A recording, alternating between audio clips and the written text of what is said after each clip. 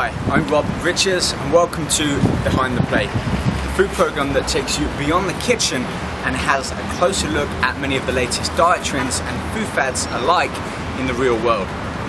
On today's show, I'll be taking a closer look at low-carb diets, made popular in recent years by many trendsetters and A-lister celebrities known for its rapid weight loss. But is this low-carb rapid weight loss approach the safest and quickest way in shifting the body fat without shedding the muscle? Perhaps not. I'm at a local supermarket here in Los Angeles, California to have a look at 3 very different carb sources and then be back in the kitchen to mix up a healthy, carb-conscious meal that will be critical to your weight loss success. Right then, first thing I'm putting into my basket are these yams, sometimes known as sweet potatoes. Now they're a member of the potato family, but unlike most white potatoes, we're going to have this early in the morning as a breakfast meal because of its complex, slow-release energy. It's going to be ideal for early on in the day. So a couple of these into the basket, we'll have a look at them back in the kitchen.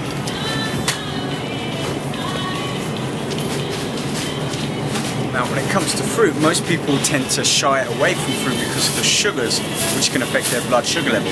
But in this case, we're going to add fruit to our basket and use this for post-workout when our body needs those sugars quickly to help maintain the muscle mass. Back in the kitchen, we'll be having a look at some of the lower glycemic foods. But speaking about fruits, berries are some of the lowest glycemic of higher sugared fruits, so these are going to be ideal for morning as a snack and to include again in a post-workout shake. While brown rice tends to be one of the most carb-heavy meals out there, with most of its calories coming directly from carbohydrates, people tend to shy away from this food again on low-carb diets. But we're going to use the complex, slow-releasing energy to mix it in with our post-workout shake, giving us an ideal time length of released carbohydrates into the bloodstream. So mixing slow with fast acting sugars will slow down the overall release of those sugars after that meal.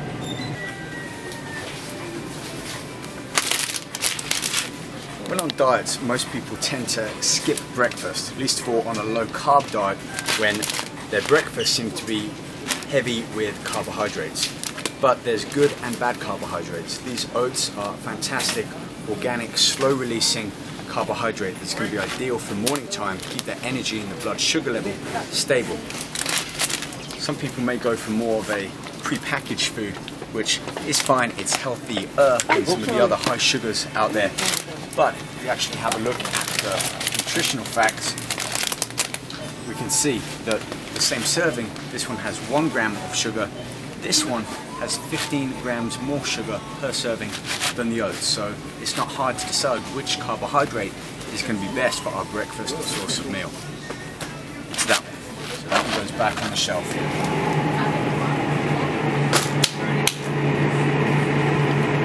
You know, I've heard a lot of people over the past few years say they get most of their carbohydrates from their greens, from vegetables and salad. The truth is, a lot of the calories, and there's not too many in something like this, broccoli, are locked calories to the body. They're fibrous carbs that the body can't quite break down and access, certainly in terms of sugar and therefore energy, the same way that it can from some of the other carb choices we have looked at. Brown rice, yams, oats. So veg is a great source of fiber and bulk calories. I look at this as a free food. So if we're looking at entering a diet stage and reducing our calories, loading up on greens is a great way to maximize the amount of food you're eating without loading it with calories.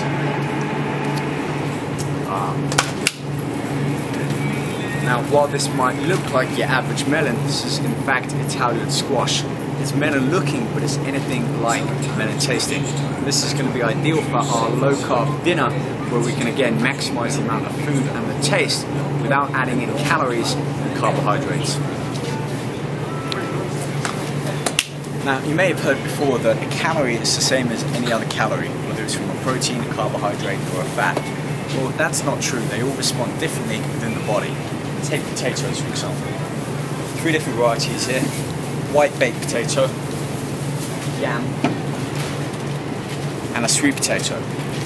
all come from the same family of potatoes, and each one, if they were the same size, might have similar calories, except the type of carbohydrates in here are going to be affected by the body. Basically how quickly they're going to be broken down and their sugars released as energy into the bloodstream. So we'll look at these in closer detail back in the kitchen. Just like with our potatoes back there, each one from the same variety can have a different impact on how quickly the fuels are broken down by the body. So same with fruit. Take these for example, kiwi and a mango. Both exotic fruits and both release their sugars into the bloodstream faster than some other homegrown fruits such as berries, apples and pears. So we're going to keep these for our post-workout shake when we need those sugars quickly to enter into the muscle. Another high glycemic fruit is this watermelon, but we're going to stay away from this today and opt for the smaller fruits such as the kiwi and the mango for use in our post-workout shake. Bread seems to be the last thing you're going to have on a low carbohydrate diet. This is one of the highest carbohydrate foods out there, gram for gram, with a lot of the carbohydrates making up its main calories. But if you look for something like Ezekiel bread or even rye bread, or especially whole grain with some seeds in there, this can help keep the carbohydrates down, and we're going to incorporate this into our final evening meal just a little bit, again to add some slow release carbohydrates to keep our blood sugar level steady throughout the rest of the day. Now, you might be thinking that fruits and fruit sugars and juices and jams alike are all high in sugar and therefore should be left out of a low carb diet. Well, you're right, but if we look at the amount of that we might have in our diet, then it becomes a great source of fast-acting fuel both for morning and post-workout when we need to refuel the muscle and keep our blood sugar levels rippling along at a steady pace. So I'm going to take this no sugar added apple sauce, really clean, it's just got apples and water in, or you can make your own and use this in one of our morning low carb meals.